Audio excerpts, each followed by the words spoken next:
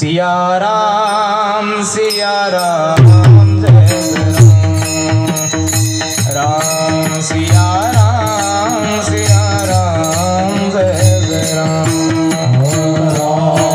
सिया राम सिया राम जय राम ताली ताली ताली वाजवा सिया राम जय राम ओ मंगल भवन अमंगलहारी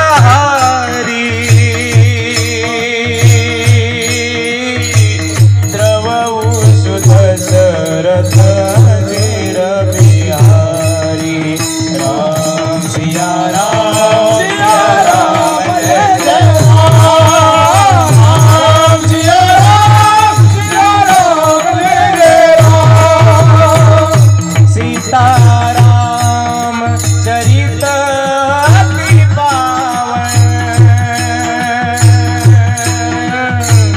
मधुर सुरस अरुअति मन भाव राम सिया राम सिया राम जय राम सिया राम सिया राम जय राम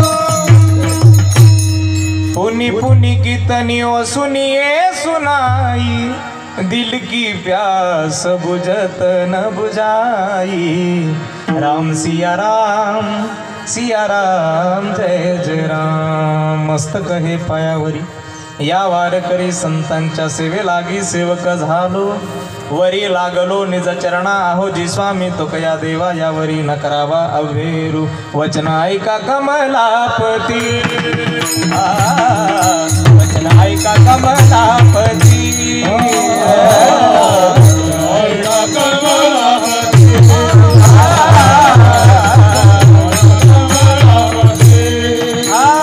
माझी रंगाची विनंती कर जोडी तो सठे काळी आपण असावे जवळी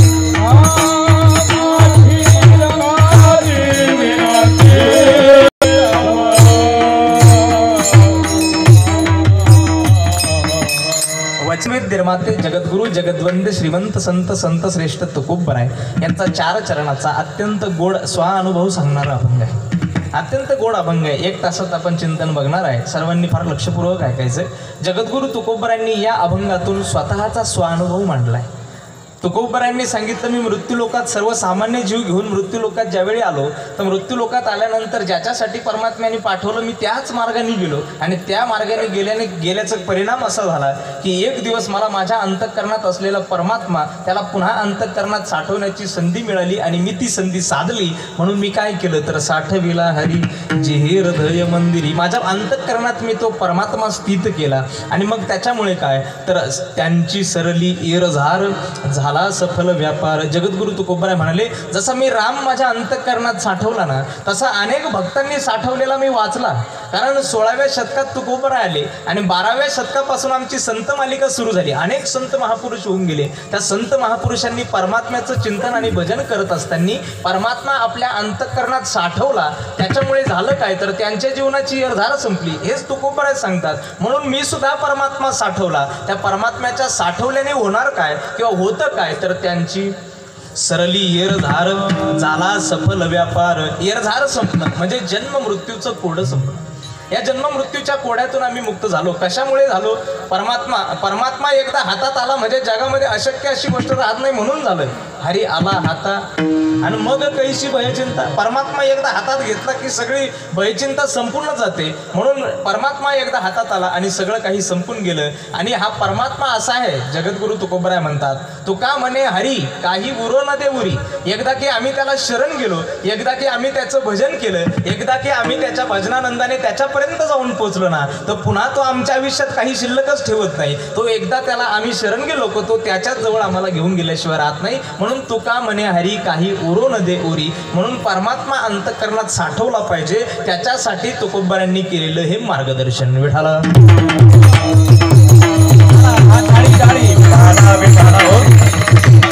सर्वांनी टाळी जोरदार वाजवत चला। त्याचं कारण असं आहे, मी फार वेळ घेऊन नाही सांगणार तुम्हाला, 3रा दिवस आहे आजचा, पण टाळी फार जोरदार वाजवली पाहिजे, भजन केलं पाहिजे। एखाद्या वेळी घरी बसल्यानंतर देवघरासमोर आम्ही जर चिंतन करत असू, भजन करत असू तर देवघरासमोर बसून 1 महिनाभर केलेलं चिंतन इथे कीर्तनात बसल्यानंतर 1 तासात केलेल्या चिंतनाची बरोबरी करतो। ते कसं सांगू का? कारण देवघरासमोर बसून तुम्ही चिंतन करत असताना तुम्हाला खात्रीशीर सांगता येत नाही की देव इथं आहे म्हणून, पण इथं मी खात्रीशीर सांगतो, छातीला हात ठेवतो। काय? माझे भक्त गाती जेथे नारदा मी उभा तेथे नारदा मी उभा तेथे माझे भक्त गाती जेथे नारदा मी उभा तेथे नारदा मी उभा तेथे नारदा मी उभा तेथे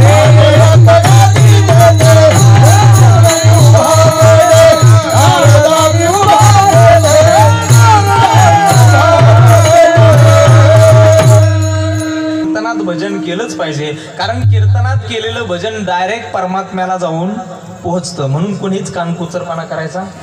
जोरदार टाळी विठाला।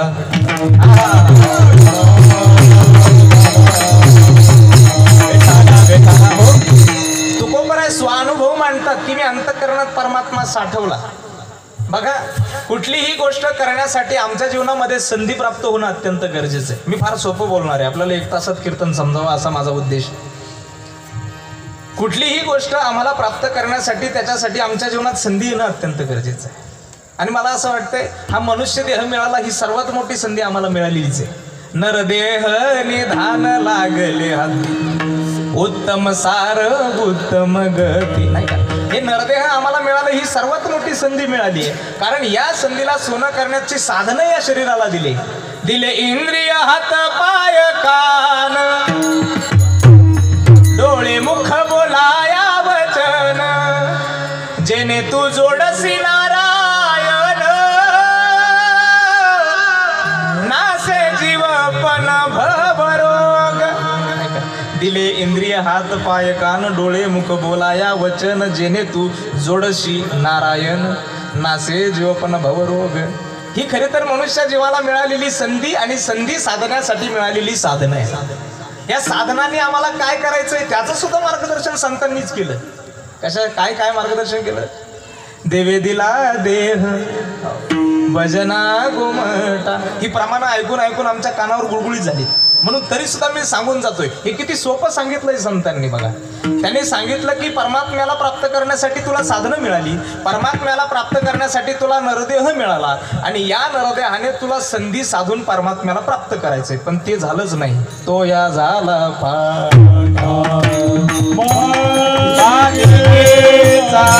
तो या झाला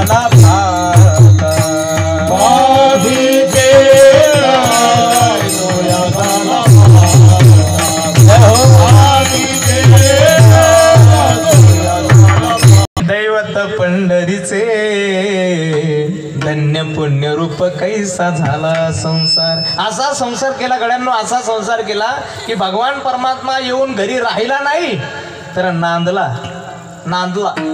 नांदणं शब्द जुन्या माणसांना माहिती असेल, आता नवीन पोरांना पोरींना नाही माहिती। ते नांदणं कशाला म्हणतात थोडीशी जाणीव करून देतो। परमात्मा घरी नांदला म्हणजे नेमकं काय, नांदणं कशाला म्हणतात?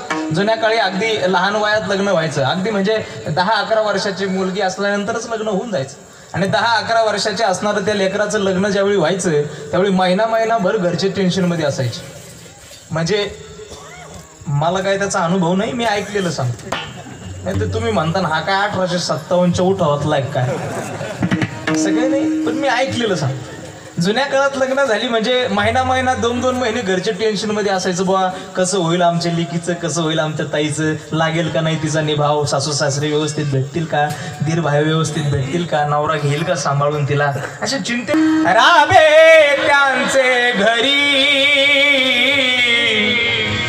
निळा म्हणे देव, राबे त्यांचे घरी निळा म्हणे देव, राबे त्यांचे घरी निळा म्हणे देव, राबे त्यांचे घरी निळा म्हणे देव, राबे त्यांचे घरी निळा म्हणे देव, राबे त्यांचे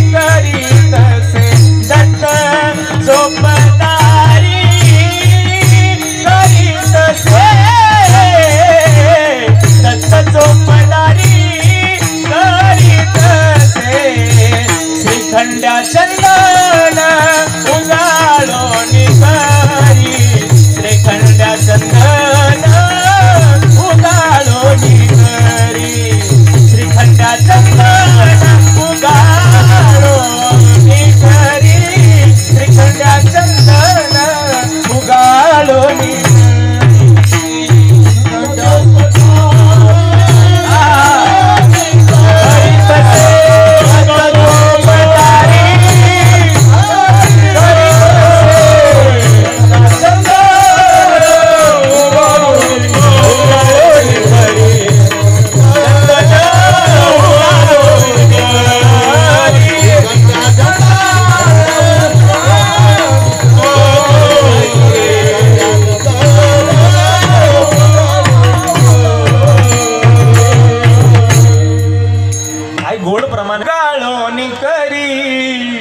वस्रे गंगा तीरी धूतसे, निळा म्हणे देव राबे त्यांचे घरी, दत्त चोपदारी करीत असे।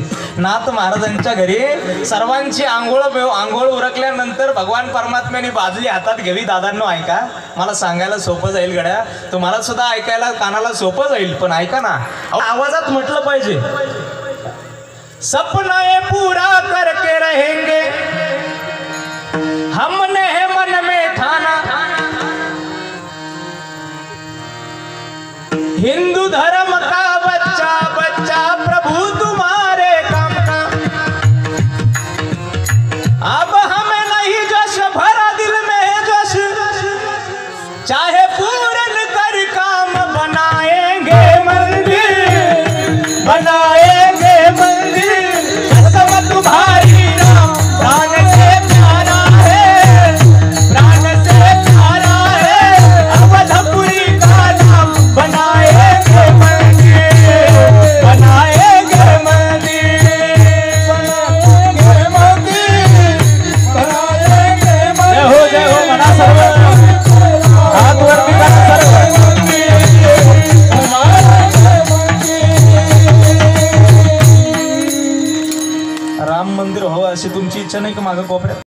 आराध्याचं मंदिर व्हावं असं वाटत असेल, आमच्या बाबांनी इथे मंदिर उभा केलंय सुंदर, आता अयोध्येत सुद्धा आमच्या प्रभूचं मंदिर झालं पाहिजे असं ज्यांना वाटतं ना गड्या सर्वांनी हात वरती करा आणि एका स्वरात माझ्या बरोबर बनाएंगे मंदिर, बनाएंगे मंदिर, कसम तुम्हारी राम प्राण से प्यारा है, प्राण से प्यारा है अवधपुरी का राम, बनाएंगे मंदिर, बनाएंगे मंदिर, बनाएंगे मंदिर, बनाएंगे मंदिर अवधपुरी का राम, बनाएंगे मंदिर, बनाएंगे मंदिर।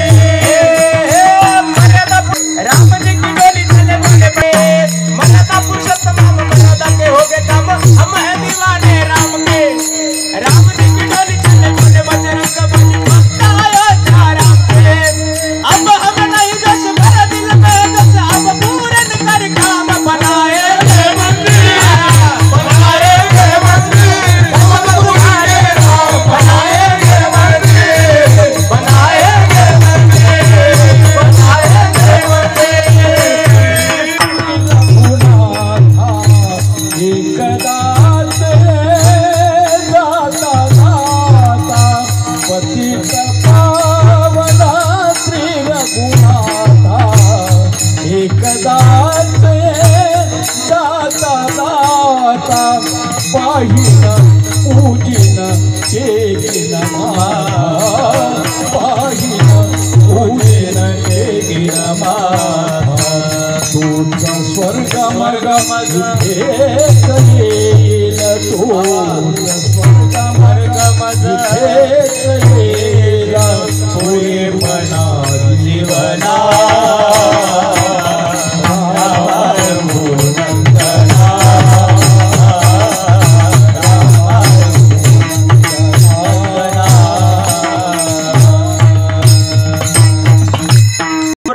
कधी येशील माझ्या आश्रमात? शबरीने 1-2 दिवस नाही वाट बघितली. आम्हाला कीर्तनकार प्रवचनकार कथाकारांना सांगायला जातंय काय, शबरीने रामप्रभूंची वाट बघितली, लाख वर्षांनी रामप्रभू शबरीला भेटायला आले असं सांगून मी मोकळं झालो. म्हणजे तसंच तुम्ही घ्याल उठले म्हणजे शबरीची वाट बघणं कदाचित आमच्या जीवनात जर उतरलं तर माझं कीर्तन आजचं सार्थक होईल. विठ्ठला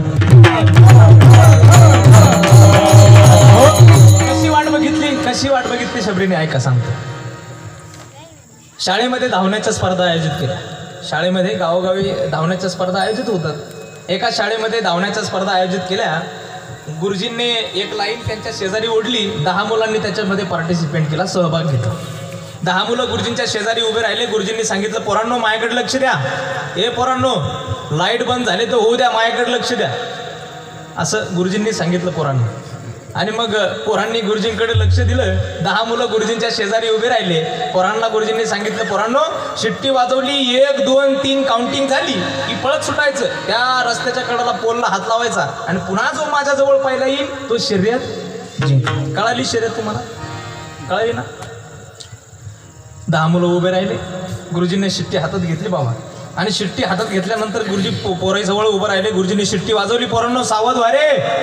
हा, सावध केलं पोरांना. काउंटिंग सुरू झाली. 1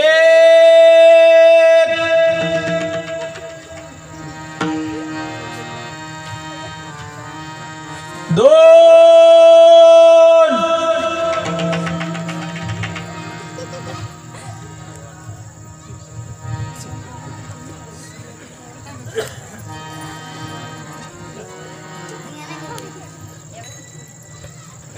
आमटी भाकरच आहे ना. समजलं का नाही तुम्हाला? काहीला समजलं, काहीला नाही समजलं. काहीला आज समजन, काहीला उद्या समजेल, काहीला बाबाच्या कीर्तनात काल्याला समजेल, पण समजल्याशिवाय राहणार नाही. जसं ऐका, माझ्याकडे लक्ष द्या. जसं तुम्ही माझ्या 3 म्हणण्याची वाट बघितली, जसं तुम्ही माझ्या 3 म्हणण्याची वाट बघितली ना, तशी शबरीने लाखो वर्ष रामप्रभू येण्याची वाट बघितली. रामप्रभू येण्याची वाट बघितली. सामान्य वाट बघितली. सामान्य भाव असेल अंतःकरणात, अरे असा भाव होता रामप्रभू ज्यावेळी शबरी मातेच्या आश्रमात आले ना दादांनो, ऐका रे, रामप्रभू शबरीच्या आश्रमात आले तर शबरीला सुधरेना काय करावं. रामप्रभूंचे हात पकडले, देवा आलास रामा, रामा आयुष्यभर वाट बघितली, देवा आज आलास प्रभू. हात पकडून कुटियामध्ये रामप्रभूंना घेऊन गेली शबरी माता आणि कुटियेत घेऊन गेल्यानंतर पाय धुण्यासाठी शबरी माता पुढे सरकली, पण पात्र नव्हतं शबरीकडे. त्या शबरीने आपल्या नयनाच्या उदकाने रामप्रभूंचे पाय धुतले. मायबाप, अरे महिमा तर ऐका महिमा आवडीची ऐका महिमा आवडीची. बोरे खाय भिल्लनीची, बोरे खाय भिल्लनीची, राम थोर प्रेमाचा भुकेला थोर प्रेमाचा भुकेला. शबरी मातेची उष्टी बोरं माझ्या रामप्रभूंनी खाल्ली दादा. रामप्रभूंनी शबरीची उष्टी बोरं खाल्ली आणि श्रवणम कीर्तनम अर्चनम वंदनम दास्यत्वम आत्मनिवेदनम विष्णुस्मरणम पादसेवनम अशी 9 प्रकारची भक्ती रामप्रभूंनी शबरीला तिच्या कुटियेमध्ये येऊन प्रदान केली. हा परिणाम कशाचा महाराजांनी सांगितलंय अभंगाच्या पहिल्या चरणात. साठविला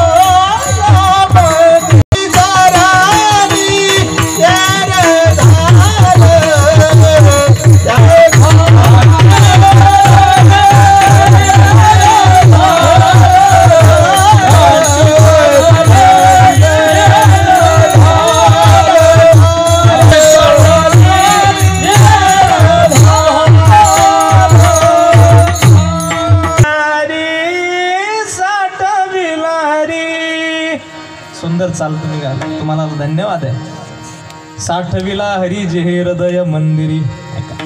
त्यांचं जीवन सफल झालं, त्यांच्याकडे परमात्मा आला. कारण त्याचं कारणच असं होतं की परमात्मा त्यांनी अंतःकरणात साठवला. परमात्मा अंतःकरणात साठवण्यासाठी तो कुठून आणावा लागणार आहे का?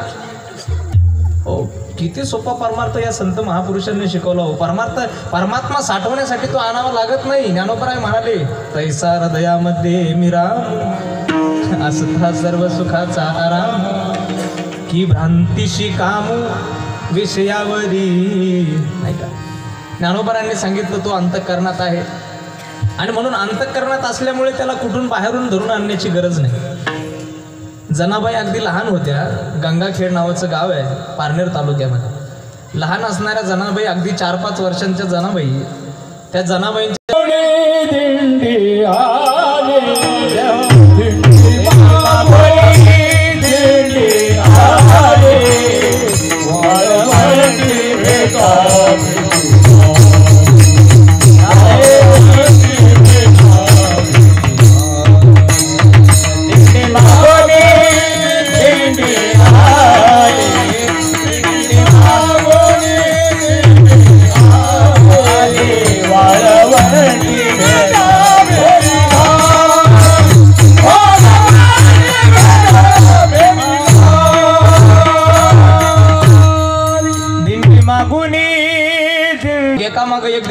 आणि आता त्या गंगाखेड गावातून सुद्धा अशा दिंड्या निघाल्या होत्या आणि दिंडीमध्ये फक्त वारकऱ्यांचं चिंतन एकच असतं, खावकऱ्यांचं वेगळं, वारकऱ्यांचं वेगळं, एकच चिंतन, ज्ञानदेव तुकाराम, ज्ञानदेव तुकाराम, ज्ञानदेव तुकाराम, ज्ञानदेव तुकाराम, ज्ञानदेव तुकाराम, ज्ञानदेव तुकाराम. नाही का चिंतन संपलं की काकडा सुरू, उठा जागे मारे आता, स्मरण करा पंढरीनाथ, पावे चरणी ठेवा, चुकवी व्यथा जन्माचा, धनधारा पुत्र, अवघे हरिजन मिळून आले रावळा. अभंग मागे अभंग, योगिया दुर्लभ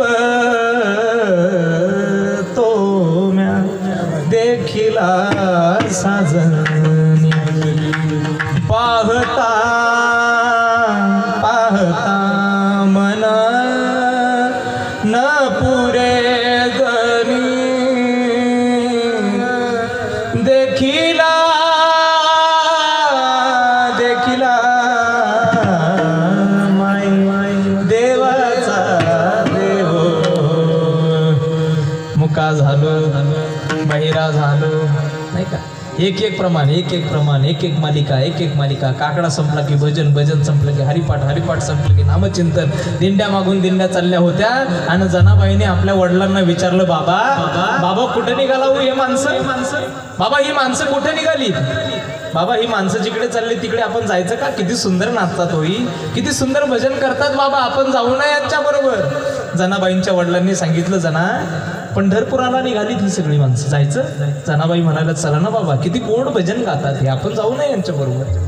जनाबाईच्या वडिलांनी आता तिची वळकुटी बांधली आणि जनाबाईचे वडील आणि जनाबाई दोघं जण आता वारीमध्ये पंढरपूरला निघाले.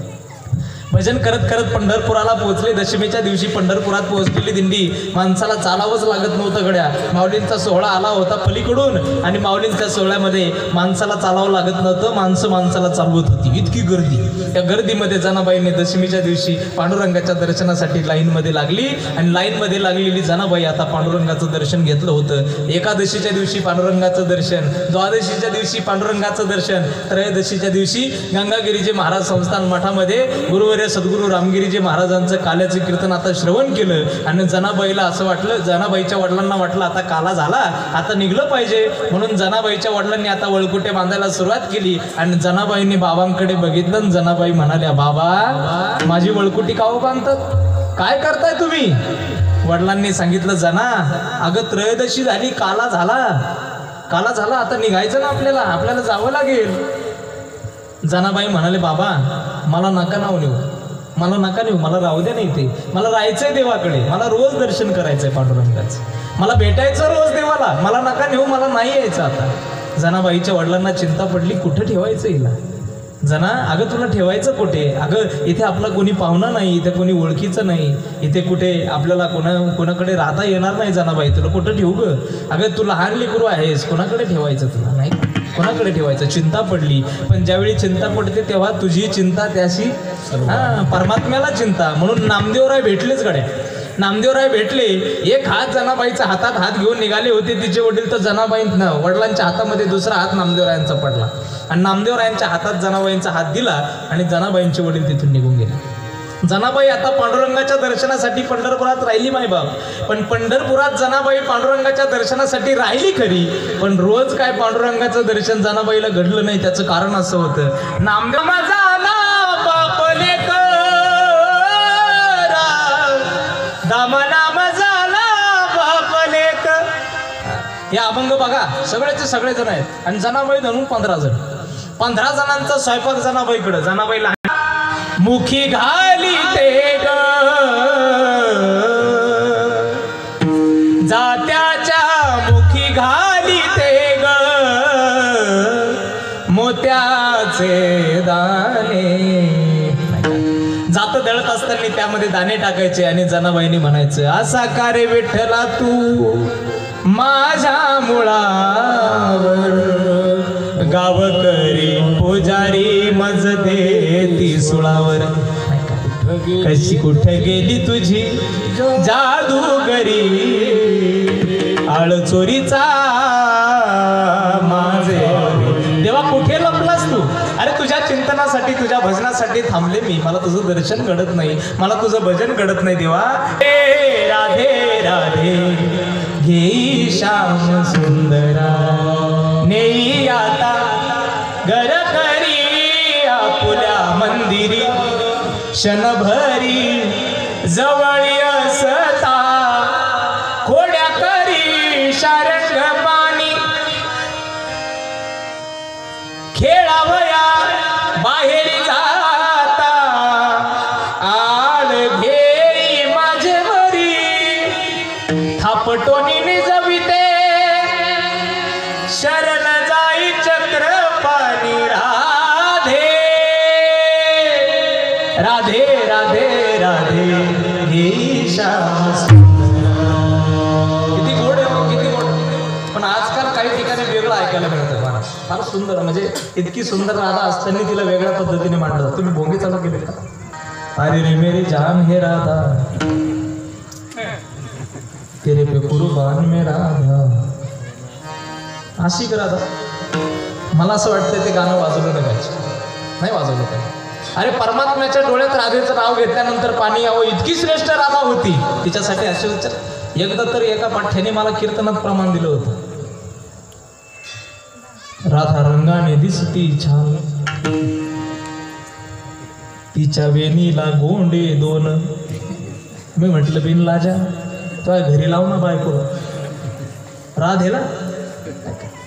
राधा चल माझ्या गावाला जाऊ आणि सारं गोकुळ फिरून पाहू. शब्बास तूच राहिला होता तो आहे बरोबर यायला राधा. आहे का म्हणावं, पण काय म्हणावं याची आम्हाला काहीतरी जाण असली पाहिजे. आणि म्हणून जुन्या काळच्या गोष्टी चांगल्या होत्या, सुंदर होत्या, काहीतरी मर्यादा धरून होत्या. आज मर्यादा ओलांडून सगळ्या गोष्टी झाल्यात. मी सांगत होतो दिंडी मागून दिंडी जाऊन आता जनाबाईचं भजन सुरू होतं. जाते गात होती जनाबाई, सुंदर जाते गात होती. सुंदर माझे जाते फिरते बहुतेका ओव्या गाऊ कौतुके तू ये रे बा विठ्ठला. विठ्ठलाचं चिंतन करत होती. ये हो ये हो ये धावनिया विलंब कवाया लावेला कुपाळे. पांडुरंगा तुझ्या भजनासाठी थांबले, तुझ्या चिंतनासाठी थांबले, तुझ्या दर्शनासाठी थांबले, पण देवा कामामुळे मला तुझ्याकडे येता येत नाही रे. तू ये ना माझ्याकडे, तू ये ना माझ्याकडे. जनाबाईच्या कामामुळे आता जनाबाई 4ला उठत होती आणि 12ला झोपत होती. आता जनाबाईच्या डोक्यांमध्ये उवा झाल्या होत्या उवा. पण जनाबाईच्या डोक्यात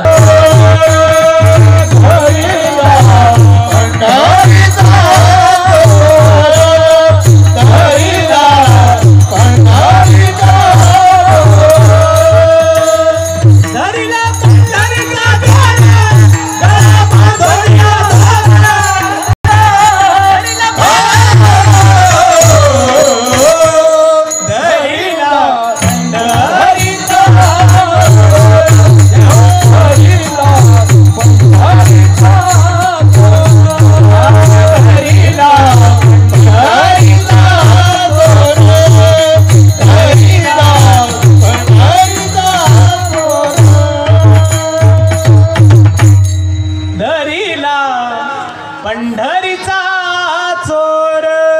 जनाबाई पंढरपूरला गेली म्हणून पंढरपुराला पांडुरंगाला धरू शकली का?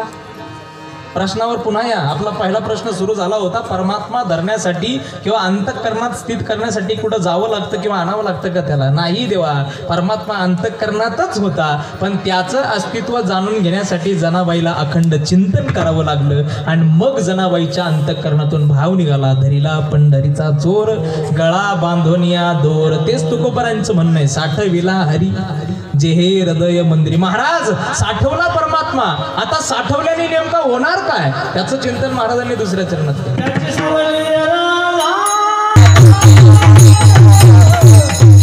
सरली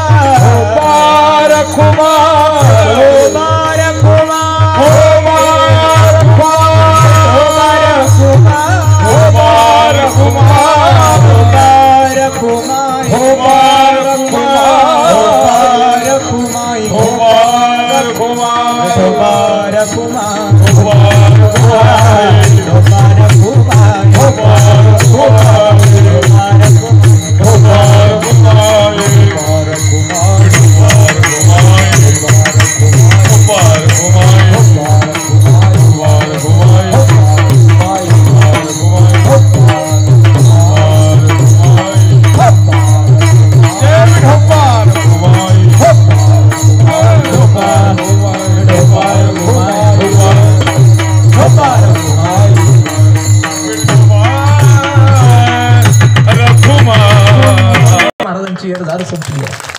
हो अरे आपण काय आपल्या अशा कितीतरी पिढ्या येऊन जातील पण सद्गुरू नारायणगिरीजी महाराजांचं नाव तसंच अजरामर राहील.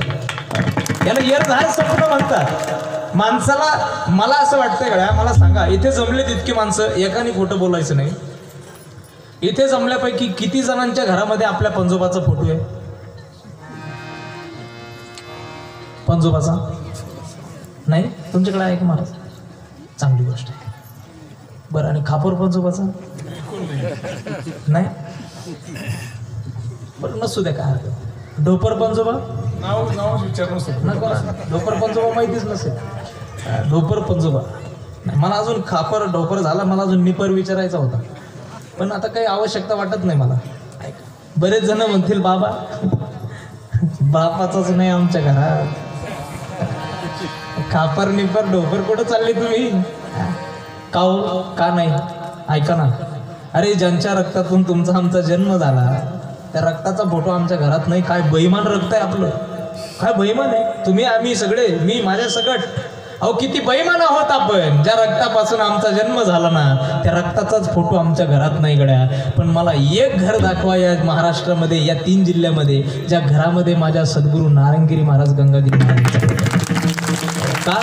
मला महाराष्ट्रात एक घर दाखवा हिंदूचं ज्या घरामध्ये माझ्या छत्रपती शिवाजी राजाचा फोटो नाही. का काय संबंध आहे त्यांचा आमचा रक्ताचा? अरे काही संबंध नाही त्यांचा आमचा रक्ताचा. त्यांचा आमचा रक्ताचा संबंध नसताना सुद्धा त्यांचे फोटो आम्ही देवघरात पूजतो. पण आमच्याच रक्ताचे ज्यांनी आम्हाला जन्माला घातलं त्यांचे फोटो आम्ही नदीला आई रे बैमान दुनिया